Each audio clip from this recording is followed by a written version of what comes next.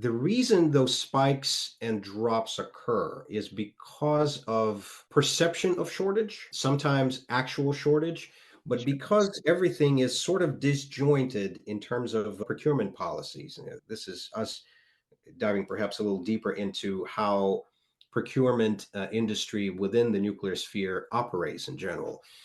Because of how important operating a nuclear power plant is, you have to plan ahead. You have to ensure that you have an assured, guaranteed supply of nuclear fuel for the foreseeable future. And so every time an industry gets together, crunches the numbers, and forecasts a certain event into the future, it's always difficult to connect the dots today at Right. this very moment because it's a delayed response, it's a delayed analysis.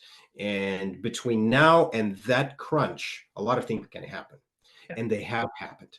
And so that gives a lot of folks pause and reserve in terms of, well, let's just sit back and see what happens, right? Yeah. Yet others tend to be a little bit more on the proactive side, and let's just say they tend to over communicate the direness of the situation. So there are two extremes within which it's really difficult to find the true bottom line. And because of that disjointment, there's really no ability to substantially fact check anything. It's entirely dependent on the geopolitical situation on a global scheme.